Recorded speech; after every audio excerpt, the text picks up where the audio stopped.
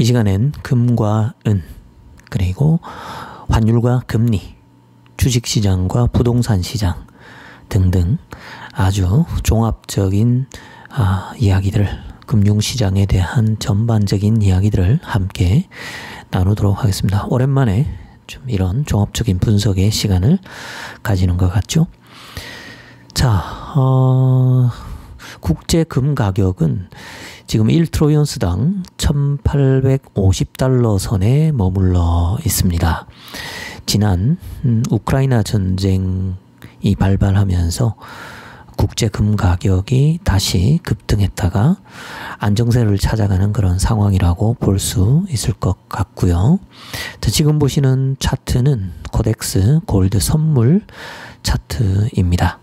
그리고 자, 은 가격은 1트로이언스당 22달러 선에 지금 머물러 있죠. 금과 더불어서 역시 국제 정세가 불안정해지면서 가격이 잠시 상승했다가 다시 하락세로 돌아서 있는 모습입니다. 이 그래프 역시 코덱스 은선물 월봉 차트입니다. 아까 골드 선물 차트도 월봉 차트였고요. 그리고 지금 보시는 은선물 차트도 역시 월봉 차트입니다. 오늘 보여드릴 차트는 전부 월봉 차트라는 것을 미리 참고해 주시면 좋을 것 같습니다.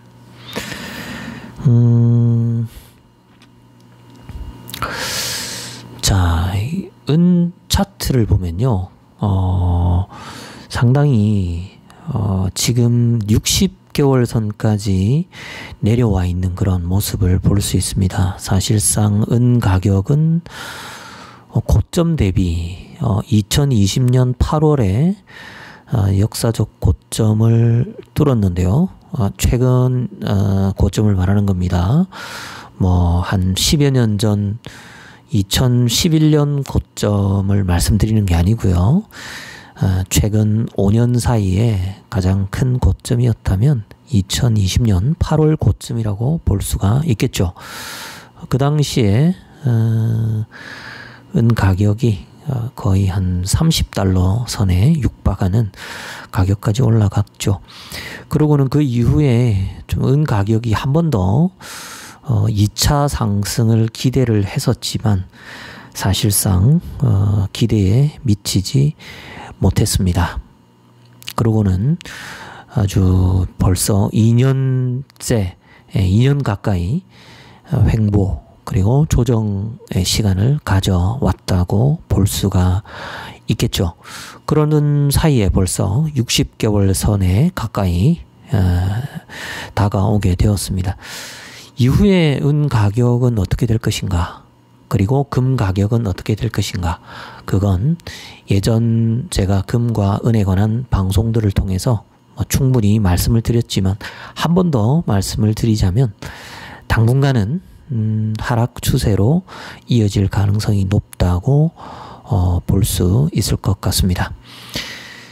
전반적인 이유, 그 중에서도 뭐 여러 가지 이유들이 있겠지만 가장 강력한 이유는 아무래도 금리 인상으로 인한 달러 강세, 그것이 가장 큰 이유라고 볼 수가 있겠죠. 골드와 실버는 이 달러가 약세로 전환하느냐 또는 달러가 강세로 전환하느냐에 따라서 가격에 큰 영향을 받게 되어 있습니다. 지금 연준을 비롯해서 그리고 우리나라도 얼마 전에 이제 어제 그저께였나요? 금리 인상을 단행했죠. 그래서 우리나라 기준금리가 벌써 1.75%까지 상승을 하게 되었습니다. 연준도 지금 빅스텝으로 금리 인상을 단행할 것이다 라는 그런 예고를 이미 여러 차례 했는데요.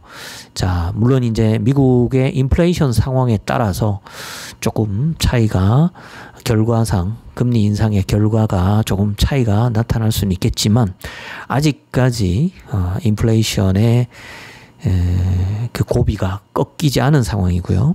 그리고 또 이 우크라이나 전쟁 상황이 아직 끝나지 않은 상황이기 때문에 지금 전 세계 원자재 가격의 불안정, 그리고 공급망 위기, 이 문제가 아직 시원하게 풀리지 않고 있는 그런 상황입니다. 그것 때문에 지금 금리 인상이라는 이 최대의 복병은 금 가격과 은 가격을 밀어내리는데 가장 강력한 동인으로 작용하고 있다고 보아야 할 것 같습니다. 금 투자와 은 투자를 하시는 분들은 참고를 하시면 좋을 것 같습니다. 자, 이제 이어서 보실 차트는요, 달러 원 차트입니다. US 달러 대비 한국의 원화가 어떤 모습을 보여주고 있는지, 월봉 차트를 보고 계신데요.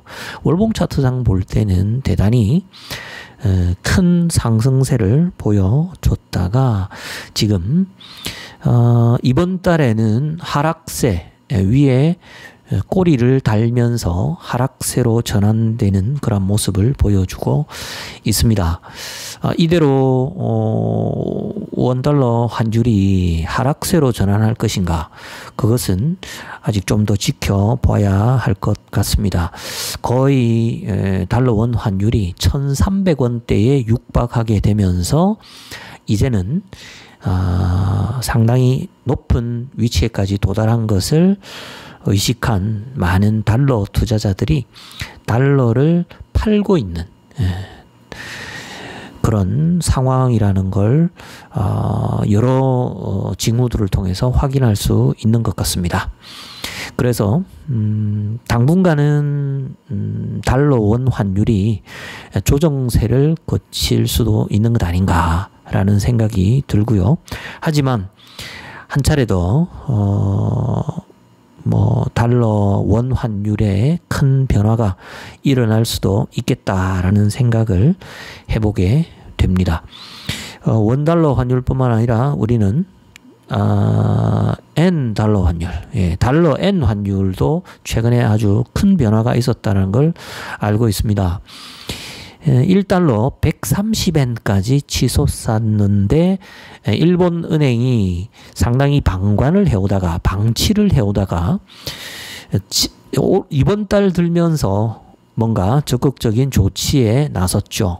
일본 은행의 구로다 총재가 좀 방어적인 N 환율을 방어하는 그런 적극적인 멘트를 하게 되면서 달러 N 환율이 127엔까지 내려오게 된 상황입니다. 그리고 달러 위안 환율, 6위안 초반대의 안정세를 보이다가 지난달부터 위안화 환율이 급등하기 시작했죠. 그러면서 위안화도 나홀로 강세 상황까지 있다가 한 3월 달까지 나홀로 강세 상황에 있다가 4월부터 약세로 전환을 했습니다. 그러면서 이번 5월 달도 여전히 약세 상황 가운데로 가다가 최근에 조금 조정세를 보여주고 있는 그런 상황입니다. 자, 각국의 환율 상황, US 달러 대비 원화나 엔화나 그리고 위안화, 그리고 유로화, 파운드와 같은 전 세계 각국의 주요 통화들의 이 환율 상황을 우리가 체크하는 것도 굉장히 중요한 포인트라고 봐야겠죠. 자, 그 다음에 주식시장을 한번 보도록 하겠습니다. 지금 보시는 차트는 미국 S&P 500 월봉 차트입니다. S&P 500 월봉 차트는 특징이 지금 20개월 선이 뚫리면서 큰 하락세를 보이다가 5월 말에 접어들면서는 아랫꼬리를 달면서 다시 뭔가 주가가 반등하는 그런 기운을 보여주고 있는 상황입니다. 나스닥 지수보다도 좀 더 강한 그런 면모를 보여주고 있는 상황이죠. 나스닥의 많은 기술주들이 엄청난 폭락을 했었고요. 그러다가 이제 회복세를 조금 보여주고 있는 것은 사실이지만 S&P 500은 제법 강한 그런 모습을 보여주고 있는 것이 사실입니다. 코스피 지수와 비교를 해보면 확연한 차이를 보이고 있다고 볼 수 있겠죠. 코스피 지수는 20개월 선이 뚫리고 그 이후에 계속해서 조정 국면에 있는 것을 볼 수 있습니다. 60개월 선까지 터치할 가능성이 매우 높아 보이는 상황이죠. 그리고 코스닥 지수 역시 마찬가지입니다. 코스닥 월봉 차트도 역시 20개월 밑에서 오히려 20개월 선이 저항선 역할을 하면서 지난달에 4월달에 20개월 선에 다시 터치를 하는 모습을 보여줬지만 다시 밀려 내려오고 말았습니다. 그러면서 5월달 계속해서 하락 국면에 있는 상황이라고 봐야 할 것 같습니다. 제가 월봉 차트를 보여드리는 이유는 좀 전체적인 장기적인 추세가 어떻게 흘러가는지를 파악하는데 훨씬 월봉 차트가 유리하기 때문에 제가 월봉 차트를 보여드린다라는 걸 여러분들께서 꼭 기억을 하셨으면 좋겠습니다.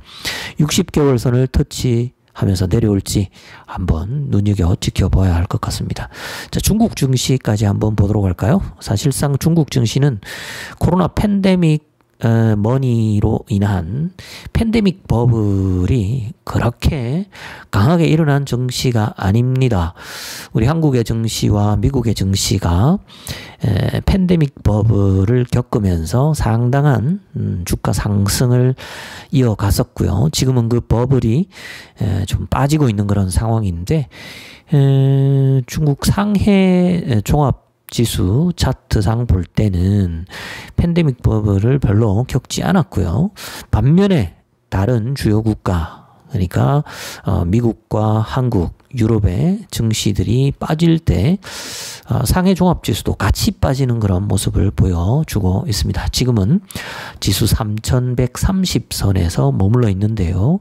월봉 차트상 보았을 때는 이제는 어느 정도 조금 바닥을 다지는 듯한 그런 모습을 보여주고 있습니다.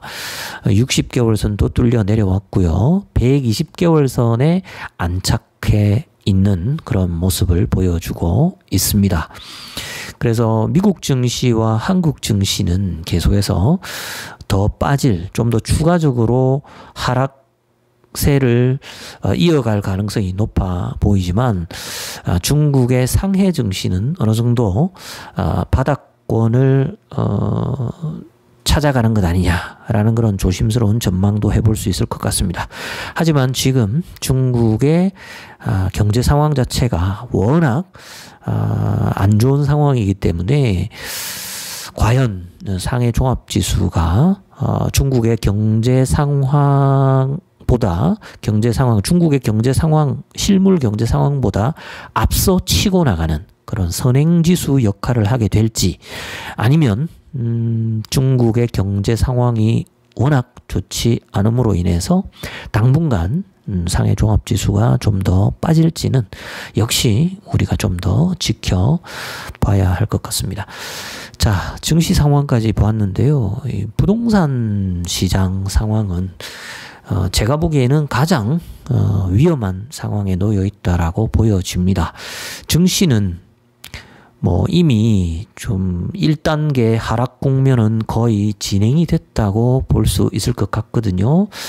이제 나머지 2단계 하락 진행이 어느 정도 폭으로 진행될 것인가, 그 정도만 우리가 좀 눈여겨보면 될 것 같은데요. 부동산 시장은 이제 1단계 하락 국면에 접어드는 것 아닌가라는 생각이 듭니다.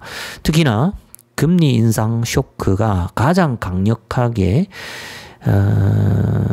실물 경제 가운데 가장 강력하게 충격을 받게 될 시장이 부동산 시장이라고 볼 수 있겠죠. 이미 증시는 벌써 1년 전부터 하강 국면에 접어들면서 이미 내성에 이렇게 길들여져 있는, 이미 적응한 그런 상황이지만 이 부동산 시장의 충격은 대단할 것으로 여겨집니다. 그래서 지금 우리 한국 기준금리로 봤을 때 1.75%에서 한 차례 더 0.25% 금리 상승을 하게 되면은 기준금리가 2.0%가 됩니다. 기준금리 2%대에 다다르면 부동산 시장의 충격 여파가 거세질 것이라는 그런 부동산 전문가들의 전망이 많습니다. 특히나 기준금리 2%에 도달하게 되면은 시중에 주택담보대출 금리, 소위 주담대 금리가 5% 이상에 다다를 것이다 라는 그런 전망들이 우세하거든요.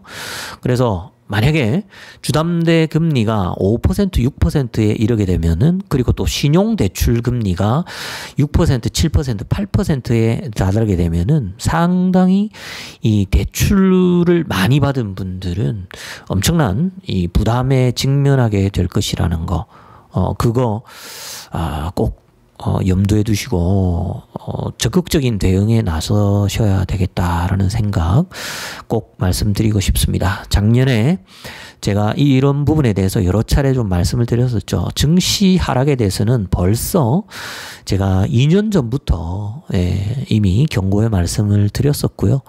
그리고 주식시장의 하락에 대해서는 작년부터 제가 여러 차례 말씀을 드렸었습니다. 대출을 줄이셔야 한다라는 말씀을 드렸습니다.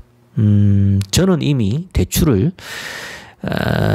제로, 완전 제로, 대출이 하나도 없는 상황으로 만들어 버렸습니다. 그래서 대출에 대한 부담을 전혀 갖고 있지 않은 상황이거든요. 그래서 여러분들 제 방송을 지금 듣고 계신 분들 계시다면은 속히 대출을 줄일 수 있는 방안, 최상의 선택은 대출을 아예 하나도 없는 상황으로 만드는, 저처럼 대출이 전혀 없는 상황으로, 제로 레버리지 상황으로 만드는 그런 게 가장 좋을 거고요.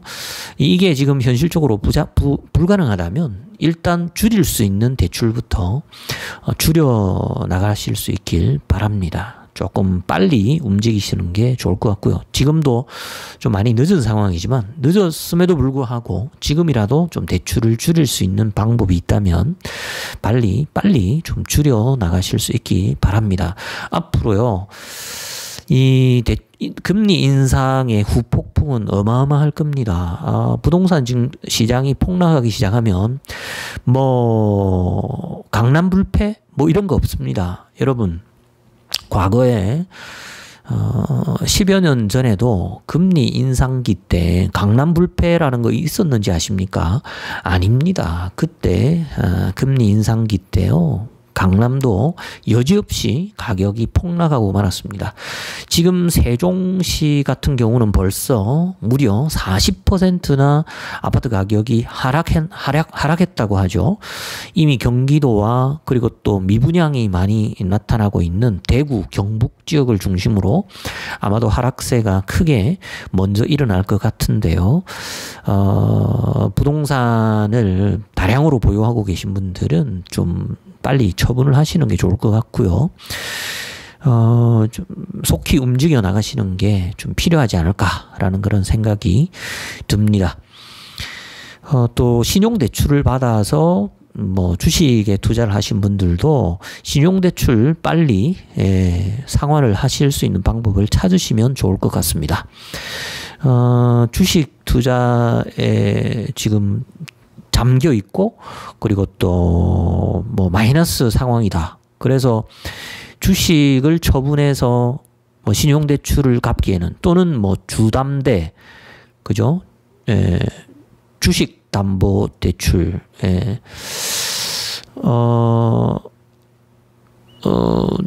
주식담보대출을 하고 계신 분들 같은 경우는 사실상 좀 이렇게 주식을 팔기가 상당히 좀 어려움이 있을 텐데요. 뭐 그럼에도 불구하고 방법이 없는 건 아닙니다. 특히나 지금 종목을 너무 많이 이렇게 벌려놓으신 분들, 종목 숫자를 너무 많이 이렇게 펼쳐놓으신 분들도 역시 방법이 없는 게 아니거든요. 여러분 좀 뭔가 좀 적극적인 그런 조치를 취하셔야 합니다. 안 그러면 앞으로 닥쳐올 이 엄청난 금리 인상 후폭풍을 감당하시기가 좀 쉽지가 않으시리라는 거 꼭 말씀을 드리고 싶습니다. 자, 이제 오늘 좀 금과 은 그리고 환율과 금리 또 주식시장과 부동산 시장에 관한 이야기까지 좀 전반적인 금융시장에 관한 이야기들을 함께 나누어 보았는데요. 참고하셨으면 좋을 것 같습니다. 그리고 방송을 마치면서 한 가지 광고 말씀을 드리자면요.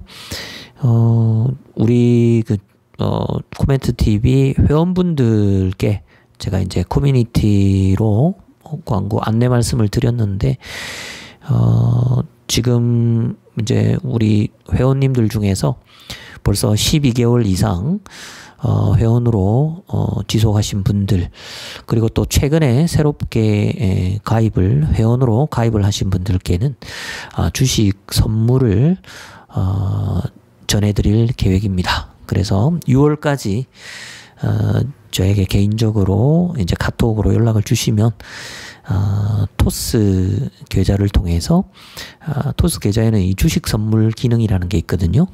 그래서 토스를 통해서 여러분들께 주식을 선물 드릴 계획입니다.